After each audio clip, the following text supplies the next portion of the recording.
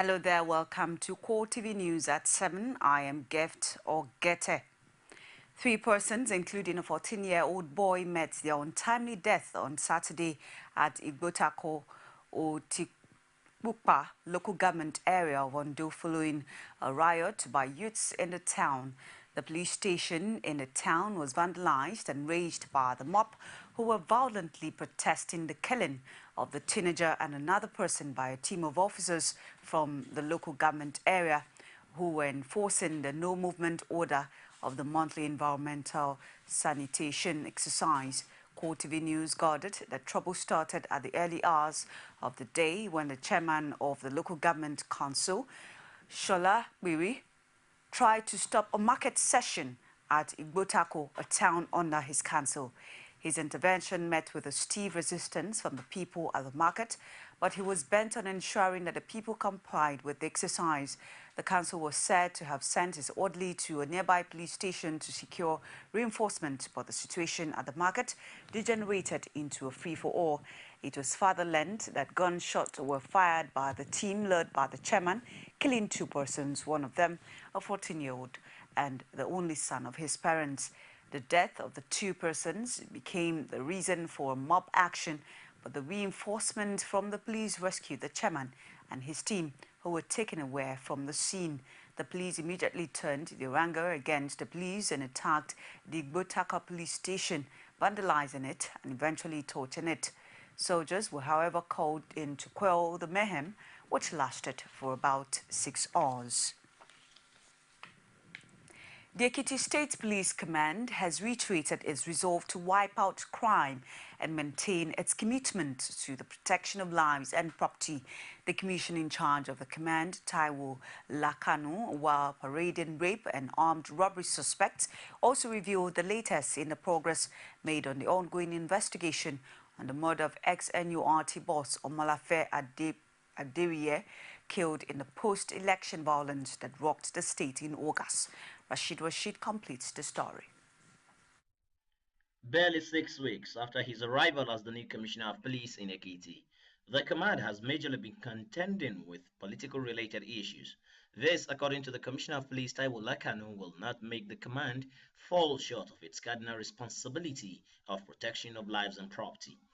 He made this promise while parading suspects with various degrees of crimes, including armed robbery and particularly a suspected pastor docked for rape. Detectives attached to the Department of Criminal Investigation, State Headquarters, Adokiti, are currently interrogating one prophet, Anthony Adegoroye, for raping a 19-year-old lady. The incident happened at Ikere, where the suspect presented himself as a prophet of God to the victim. He promised to offer deliverance prayer for her and took her to his house. The suspect instructed the victim to pray alone in a room and remove all the clothing on her. She complied and was left with only her underwears when the suspect, who was peeping, jumped in and raped her, but not after he had overpowered and injured her because she resisted. He also gave an update on progress made on the investigation of the murder of former NURTW boss and close ally of Governor Ayofayoshe, Omolafe Aderiye. Suspects who are undergoing serious interrogation. It will be too early for me to reach a conclusion now, but I assure you that something is being done, and the results, of course, would be known to you all. Lakanu, however, sends a strong warning to criminals to stop their nefarious acts or be ready to face the wrath of the law. He also thanked the people of Ekiti for their support since his resumption and vows to do more in the discharge of his police duties. I want to acknowledge with profound gratitude the support and cooperation of the good people of the state in the last few weeks. I also wish to crave their indulgence for a continuous partnership through provision of useful information that can help prevent and or detect crime.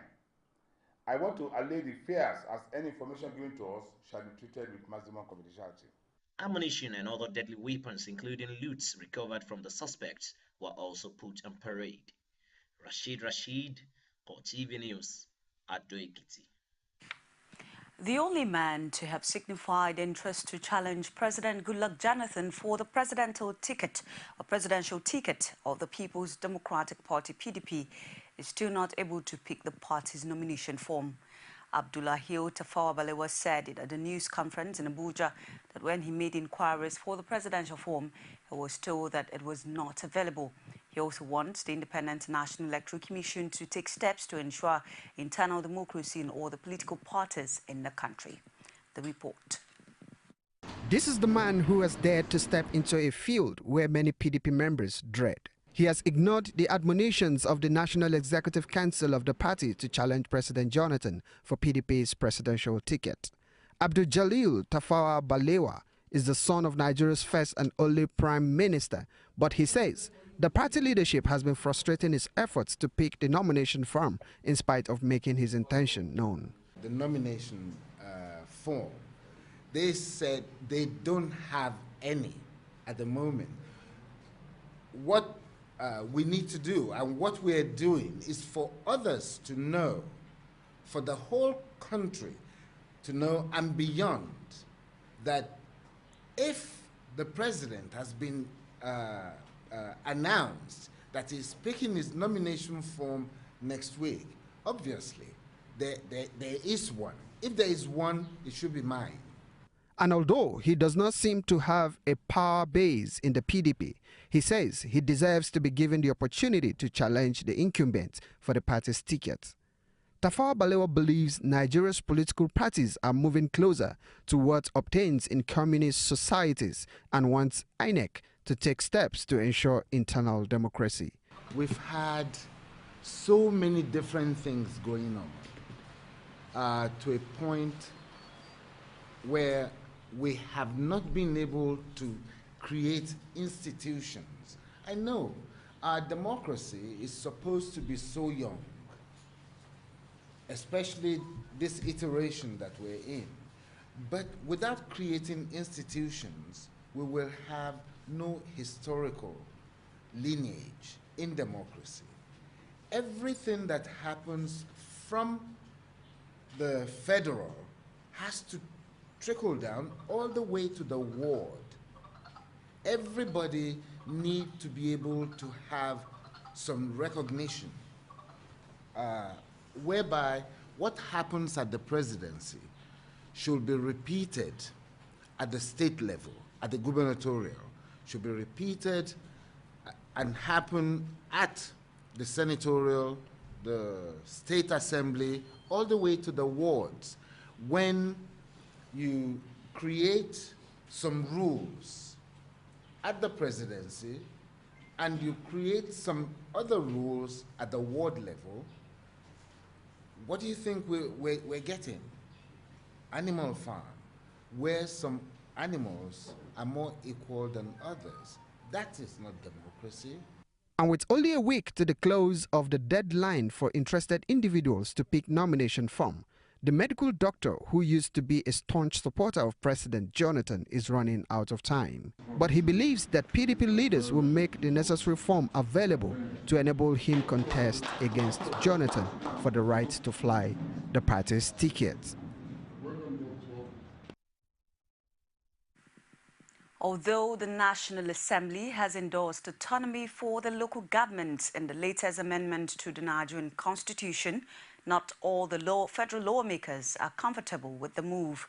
They also have differing opinions on the removal of immunity for the executive, but are content to wait to see how the 36 state legislators would vote on the amended provisions. If the local governments don't have autonomy, we can never move. As long as the state governments seize local government funds, we can never move as a nation. So I was one of the strong advocates of this autonomy for local governments, and I'm sure it got passed. Whether the state House of Assembly will do that is a different thing, but it's in their own interest to make sure that that becomes law, because that's the only way they can now be independent of the governors. That's the only way. If they're getting their funds directly from the federal allocation, they can, work as local government. Right now they're not. They're like, that's why in most places you have transition committees, which is unfortunate, no elections, because the government can control the funds. See, we have to take power away from the center. All this competition to come to Abuja and so on, it's not healthy for this nation. Let us devolve power to the states, to local governments. Let development start from the grassroots. Local governments have a lot of things they can do. Now they don't need anything. Because what they get is just enough to pay their salaries. The local government is never a tier of government. The federal system consists of only two tiers, the federal and the state component units. The local government is a component unit of the state. It's an appendage of the state. It's not supposed to be an independent, utterly independent, autonomous system where we are having within the state. There can't be two governments within the state. There can't be two governments within the state. So are you saying that each of the local governments will have its own head of service? Each of the local governments will have its own scheme of service, will have its own, we have its own salary, wage, and bills. All of these things are things that we have to look at. We have to go beyond emotions when we look at issues holistically.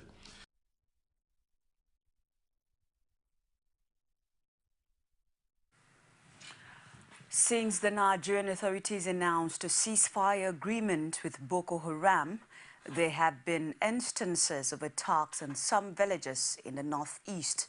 Expectedly, many people have been wondering whether the government was talking to the real leadership of the group, but there are others who are hailing the initiative. But many residents of Abuja would prefer to wait for the release of the abducted Chibok girls before they are convinced about the possibility of a ceasefire. The fragile trust was brokered in Chad at the instance of several African leaders, especially the Chadian president, Idris Deby. But news of the agreement has continued to draw diverse reactions from Nigerians. Some residents of the FCT who spoke with CoreTV says the line told by government is a good one. Yes, the ceasefire agreement between government and Boko Haram is a welcome development. Welcome development in the sense that ceasefire will ultimately lead to peace and tranquility in this country. And this is exactly what we desire. Nigeria has always been a peaceful country, only that certain elements decided to introduce this. People who had vowed to make this government ungovernable. So this ceasefire is a welcome development. Ideally, we are happy if there is ceasefire, because ceasefire is what will make Nigeria to move forward. Mr. President has decided to embark on a transformation agenda that will reposition Nigeria and take it from the quagmire in which it was before. And if anybody does not embrace this anticipated progress or transformation, that person is seen as an enemy of this country.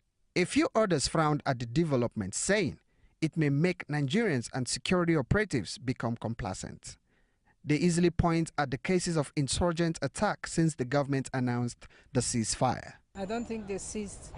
They just went some break and they went some space to master their plans or to set on another plan.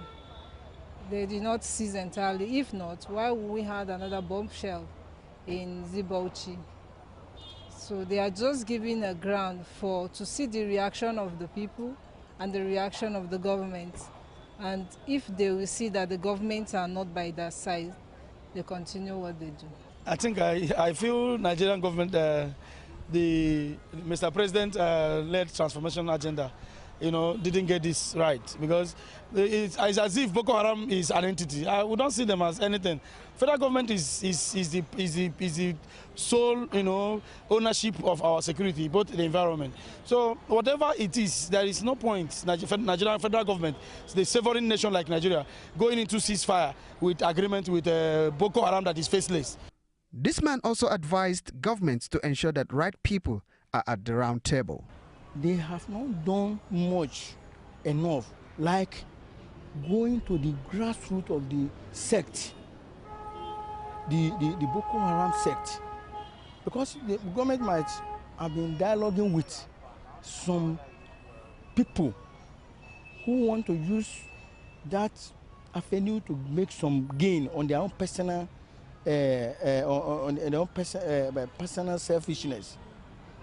Probably these are the people that government are dialoguing with, and they might deceive the government by telling the government that yes, we are the intermediary between the government and the Boko Haram. Indeed, relative calm has returned to the northeast, but while many Nigerians pray that peace returns to stay, others would rather prefer to watch and wait. The senator who sponsored the recently passed border protection bill says the plight of communities living on Nigeria's border with other countries motivated him to rally support for its passage. Senator Olufemi Lanlehi told journalists in Abuja that the bill would ensure that the border communities have better amenities than what is presently on ground. He also does not envisage that the bill would suffer a setback at the House of Representatives. Situation as it pertains to nearly all the communities that abut our borders, and it boggles the mind. It's very disheartening to note that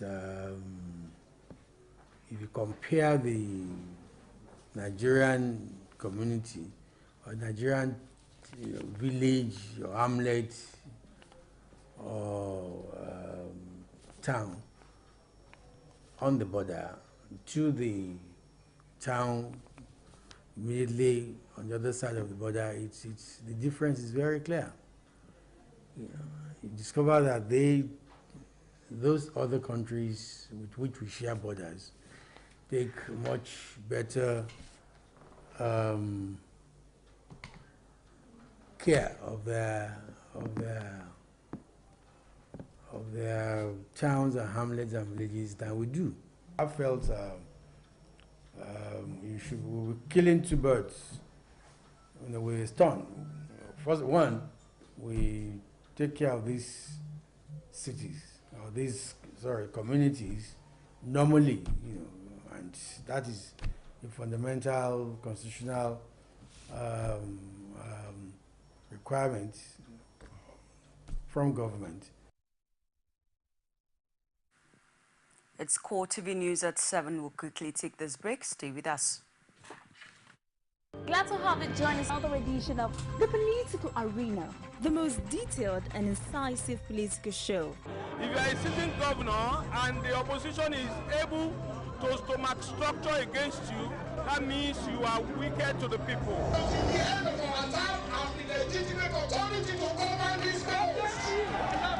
They gave me 20 minutes to move or they will shoot me. He has no chance for survival. If he likes himself, this is the best time to get out before he perishes. The PDP as a ruling party has failed. So anybody who thinks that government will fold his hands and allow miscreants to take over the streets of our own state and cause havoc is deceiving himself. The good, bad, ugly and beautiful sides of the Nigerian political system. Join me every Sunday at 9:15 p.m. on CoreTV News. Welcome back. Good to have you. Stay tuned. It's CoreTV News at 7. The Osun government has warned residents of looming flood crisis following persistent rainfall across the state. The special advisor on the environment to the state governor, Bola Ilori, issued the warning while answering questions from journalists in Osogbo, the state capital. He, however, said the state government has embarked on the dredging of waterways up to 225 kilometers in order to allow the unhindered flow of water. We've embarked on heavy dredging of the waterways since the advent of Ogbeni's administration. But the volume of rain this year has been massive. And particularly in the last 2-3 weeks, it has been raining ceaselessly. For this reason, we are appealing to our people to move away from the floodplain. We are doing everything possible to ensure that there will be no flood disaster. We are happy that in the last 4 years we've not witnessed any flood disaster, and we are concerned about the health and safety of our people, to really advise our people to move away from the floodplain in the state. Ilori also called on the residents to quit flood-prone areas ahead of plans by the government to open the dams in the state. And cumulatively again, because of the volume of rain, we will be opening our dams. And that's a major development. So for that reason, we've taken all the necessary precautions that we could, but we need the cooperation of our people to ensure that nothing goes amiss, by ensuring that they don't stay at any place that could give any form of problem or hindrance in the state. So we are concerned. We've dredged a total of 250 kilometers of waterways. And that's why there has been no disaster so far. All our primary drains now are filled to the brim.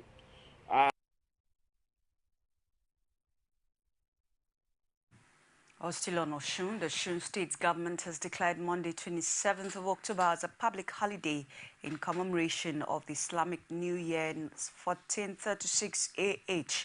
The state governor, Ralph Aregbesola, joined other Islamic faithfuls at the program to herald the occasion at the Oshogbo Township Stadium. Aregbesola, while wishing Muslims a happy new year, stressed that no religion preaches violence, hence the need for everyone to always allow peace to reign supreme in the society. With the theme of this year's celebration as building an ideal Islamic home, the governor and other Islamic scholars at the event urged Muslims to imbibe the lessons of the occasion by staying away from sin. They also admonished Muslims and non-Muslims alike to build ideal families for a better society. All faithfuls of whatever beliefs must refrain from anything that will stimulate crisis, that will promote violence, that will destabilize human community, settlements, and abode. Islam provides opportunity for a way of solidifying the home, because when the home is properly solidified, when we have a good foundation from home, the society will be better and it will be good for each and every one of us. Patience and perseverance. The Prophet was very, very patient and he persevered. And that is what he wanted to imbibe in all Muslims, so that we now take a kind of example from him.